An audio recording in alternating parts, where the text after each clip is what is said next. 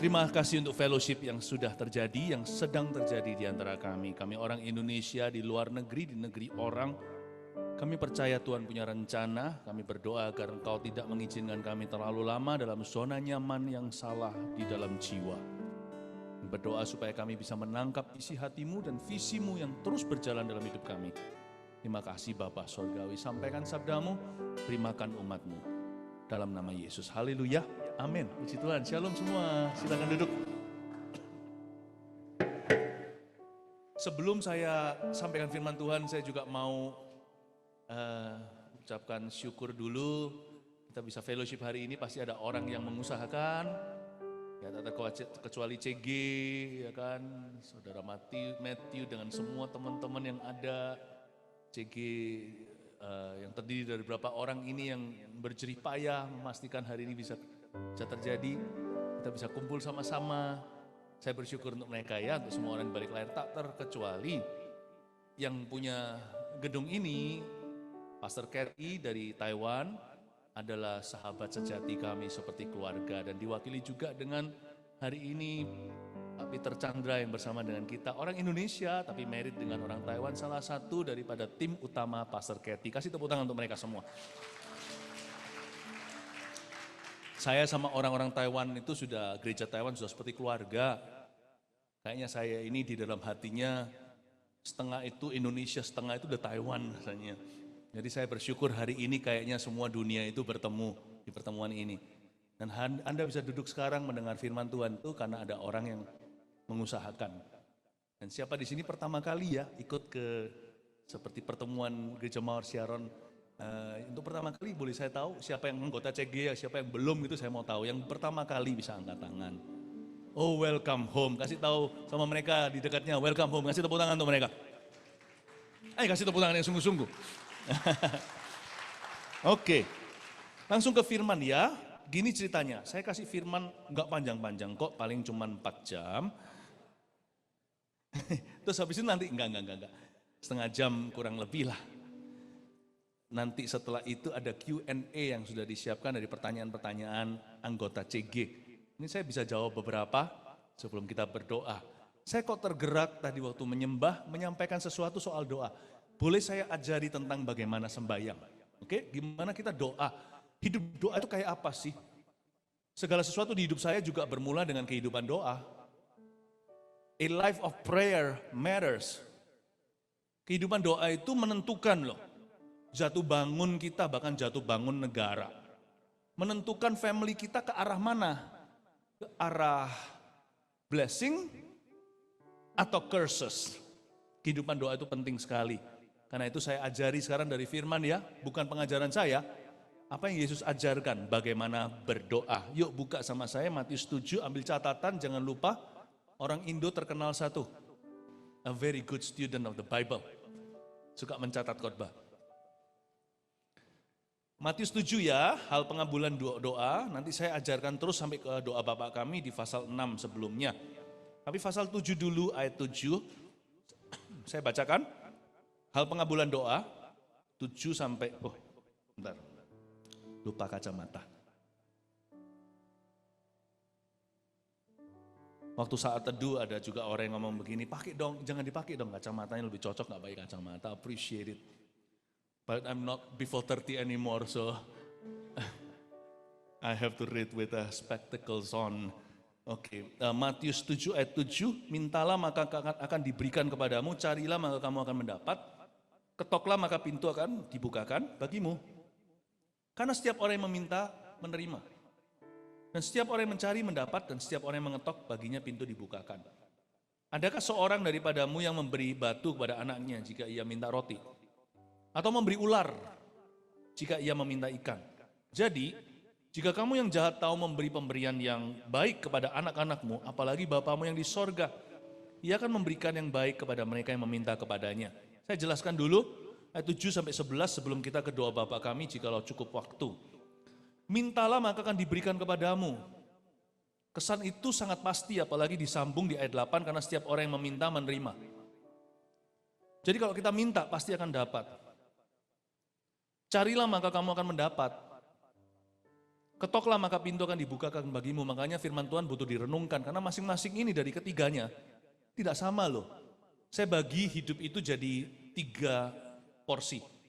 Ada yang porsi meminta agar kita diberkati. Ada yang porsi mencari. Ada yang porsi mengetok. Please jangan salah kaprah. Semua indah pada waktunya. Tuhan tuh punya segala sesuatu. Tuhan tuh punya Tuhan tuh punya musim untuk setiap perkara.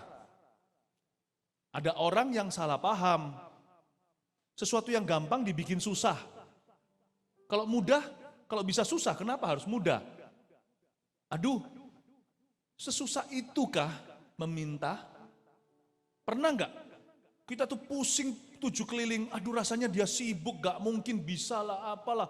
Lalu pakai sindir-sindir segala, pakai cara ubah haluan, kayak GPS-nya itu bulat gitu loh, kalau orang Surabaya katakan itu rumit sekali.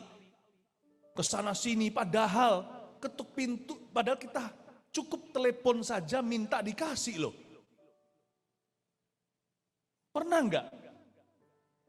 Susah banget pakai marah-marah segala, padahal sang istri hanya mau minta waktu suaminya, tapi pakai berbagai cara untuk mencubit dia. Padahal cukup berkata gini loh, karena sang suami cukup cinta. Papa atau sayangku, kamu punya waktu enggak akhir pekan ini untuk ajak aku keluar? Aku perlu waktu break loh selama jaga anak-anak.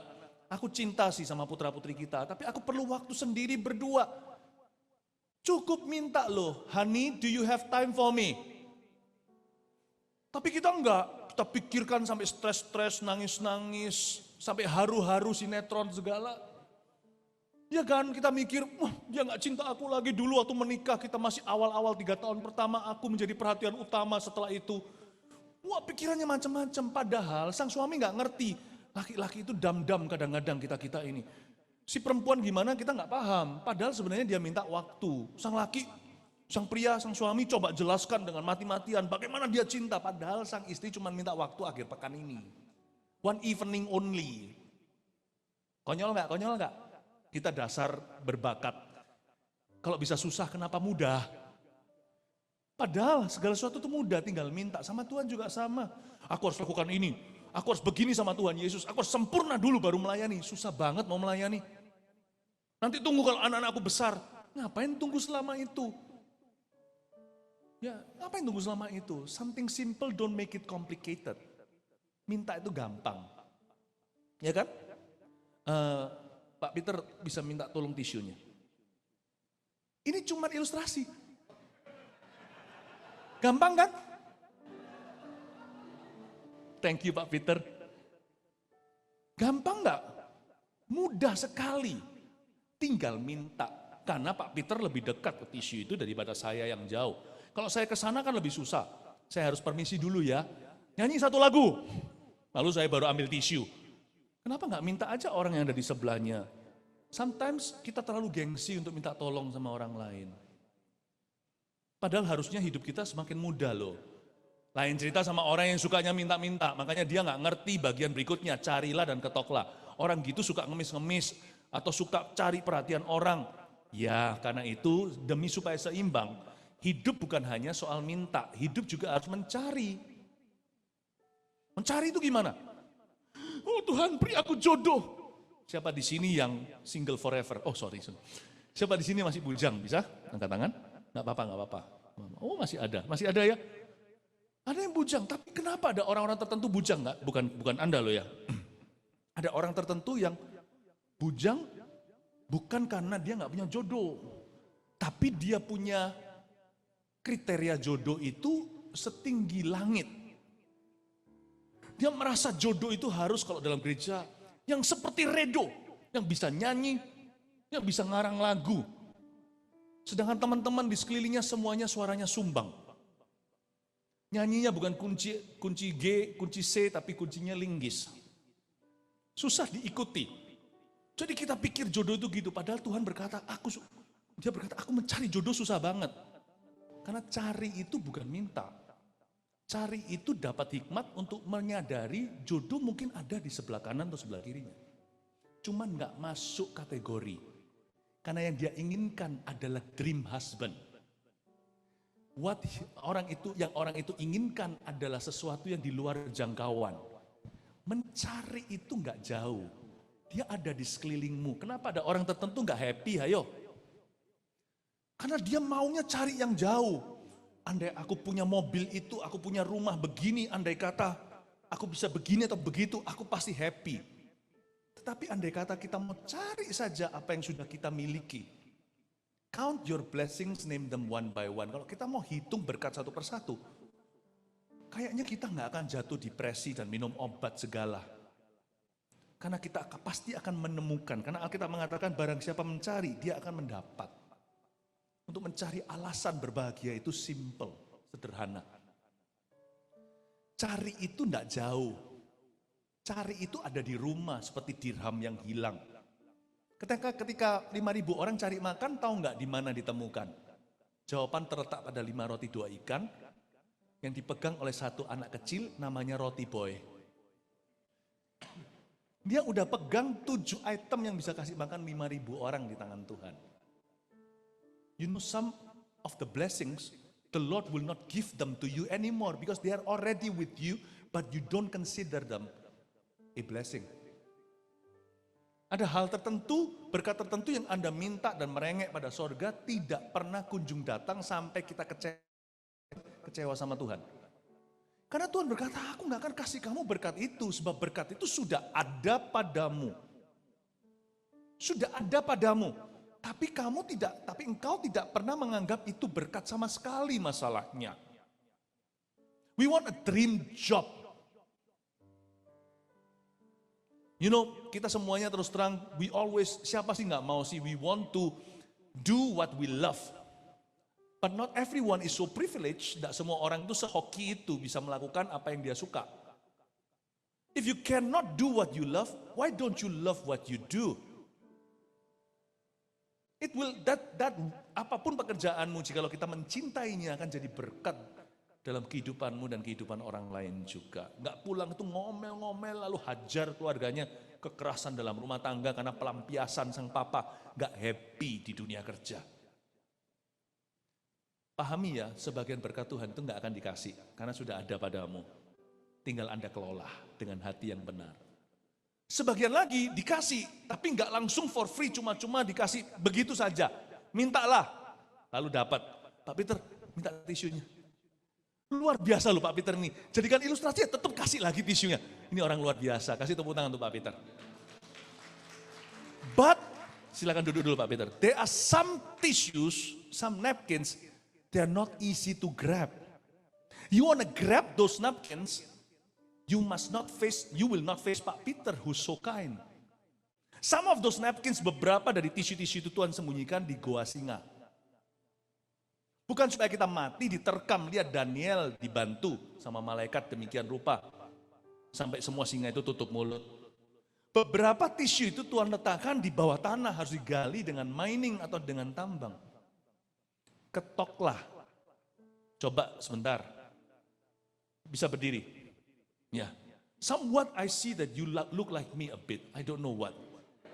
Oh, the glasses, ya, maybe ya. The hair too, ya.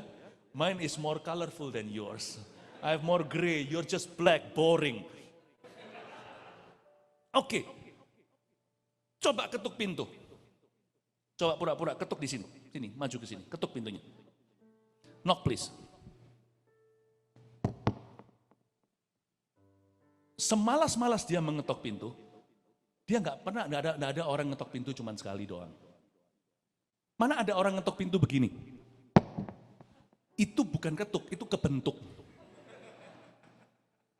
Tadi hospitality kasihan ada orang yang mau ngambilin sesuatu itu si Cynthia, our Taiwanese sister over there di ruang tadi kan saya bicara di khotbah dulu di gereja Taiwan, gereja Chinese. Itu kebentuk kepalanya, aduh kasihan. Kebentuk kalau 2 kali. Namanya orang itu nggak belajar dari kesalahan. Tapi kalau ketuk hanya sekali itu bukan ketuk, namanya kebentuk.